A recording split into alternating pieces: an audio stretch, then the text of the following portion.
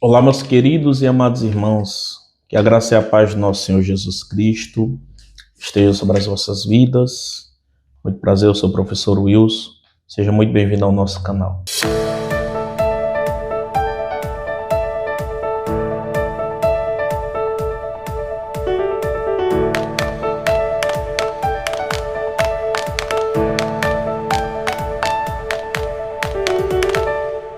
Se tem um assunto que tem gerado muitas dúvidas e que permeia o campo da psicologia humana, é falarmos sobre o próprio ser humano. E na lição deste quarto trimestre de 2025, nós estamos falando sobre corpo, alma e espírito. Pois todas as respostas para as perguntas que o campo da psicologia faz, nós temos somente na palavra de Deus. E, meus queridos e amados irmãos, toda esta lição, ela é de forma esclarecedosíssima para todos aqueles que têm essas dúvidas do porquê estou aqui, por que o ser humano foi criado, para onde vai após a morte. E é onde nós estamos falando aqui na lição número 1, que é 5 de outubro de 2025, onde nós estamos falando sobre o homem, corpo, alma e espírito.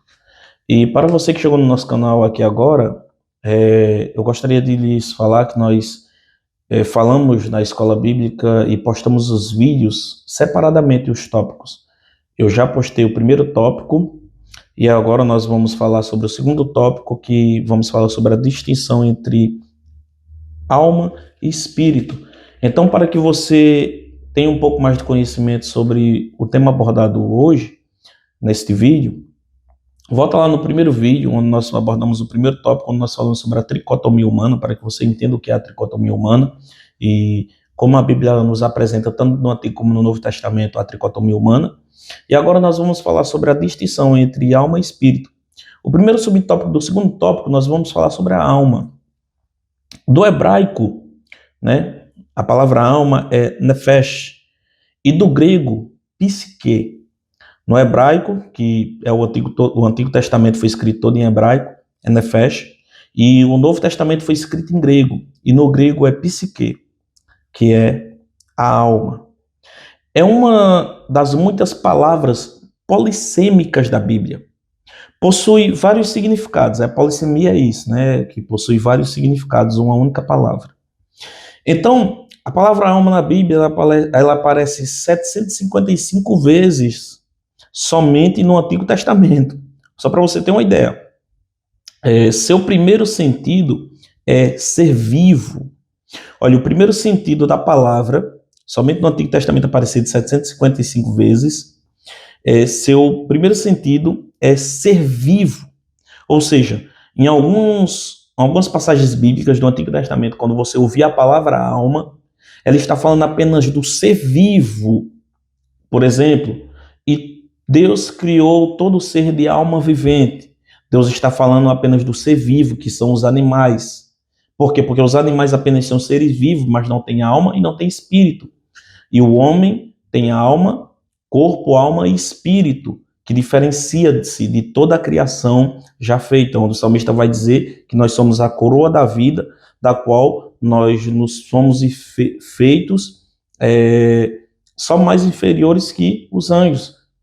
Somente isso, nada mais, né, irmão? Para você ver como nós somos uma criação perfeita de Deus. Nós vamos ver nesta apresentação da palavra como ser vivo, em Gênesis capítulo 1, versículo número 20. Alma vivente, nesta acepção, a palavra alma é usada também para os animais. Gênesis capítulo 1, versículo 24. E significa simplesmente vida. Não é o que eu tenho falado, né? Alma vivente também significa também vida. Todo ser de alma vivente, ou seja, os animais. A distinção entre a alma do homem e a do animal é evidenciada no processo criativo, que procede do sopro de Deus, em Gênesis capítulo 2, versículo número 7. E Deus fez o homem A alma vivente, Deus criou o homem do pó da terra, e após ter terminado a criação do homem do pó da terra, soprou em suas narinas, e a Bíblia diz que o homem foi feito uma alma vivente. Ou seja, quando lá em Gênesis, capítulo número 1, versículo 24, a Bíblia diz que Deus ele fez todo ser de alma vivente, ele estava falando sobre a vida dos animais, mas não como uma tricotomia humana. Porque quando Deus ele cria o homem que faz o elemento físico do pó da terra, que sopra em suas narinas, ali a alma do homem, mas falando sobre o seu espírito que está dentro do seu corpo, diferente da palavra vida, que é atribuída apenas aos animais. A alma do homem constitui uma substância espiritual, incorpórea e invisível. Nós vamos ver em Daniel capítulo 12, versículo 2, Mateus capítulo 25, versículo 46, em Lucas capítulo 16, versículo 22 ao 25, em Apocalipse capítulo 20, versículo 4. Dá uma pausa no vídeo, meus irmãos, e leia aí na sua Bíblia, tá bom? Para que abranja mais o seu conhecimento, porque se pararmos aqui para lermos versículo por versículo, capítulo por capítulo, vai ficar muito extensivo o vídeo, tá certo? Então, é dotada de razão, de sentimento e vontade. Olha só, interessante. A alma do homem, ela é dotada de razão, de sentimento e de vontade, que são atributos dados por Deus ao homem para o exercício de sua missão. Nós vamos ver em Gênesis capítulo 1, versículo 28, especialmente sua vocação relacional com o Criador e com os semelhantes. Isso, aliás, decorre de fato de o homem ser um ser pessoal criado à imagem de Deus. Então, a alma do ser humano, a alma do homem, ela é dotada de razão, de sentimento e de vontade, que são atributos pessoais de Deus dada ao ser humano para que ele pudesse se relacionar com Deus como um ser pessoal e para que ele pudesse se relacionar com os outros, com o seu outro semelhante. Por isso que Deus ele fez o homem totalmente diferente de toda criatura e de toda a criação da terra. Por quê? Porque Deus ele criou o homem para se relacionar, para o seu relacionamento interpessoal e também para que ele se relacionasse com os outros.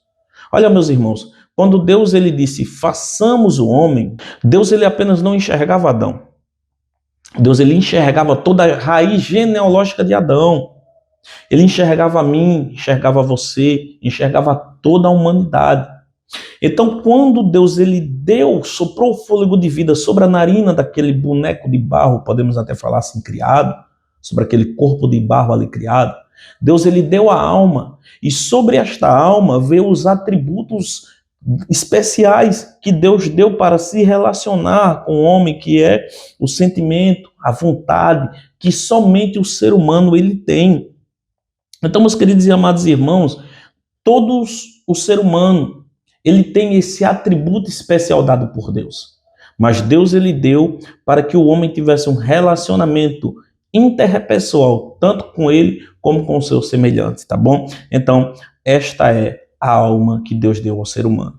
Agora, no segundo tópico, nós vamos falar sobre o espírito. Do hebraico, a palavra espírito é ruá, e do grego é pneuma. No hebraico é ruá e no grego é pneuma.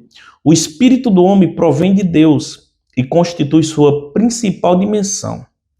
É por meio dele que mantemos a nossa comunhão com o Criador, o Pai dos Espíritos, e o adoramos. Nós vemos essa clara evidência na palavra de Deus em Hebreus capítulo 12, versículo 9, em João capítulo 4, versículo de número 23. Então, meus queridos, entenda que quando Deus ele dá a alma do homem, que veio do próprio Deus, é da alma aonde vem a comunhão do ser humano com o Criador.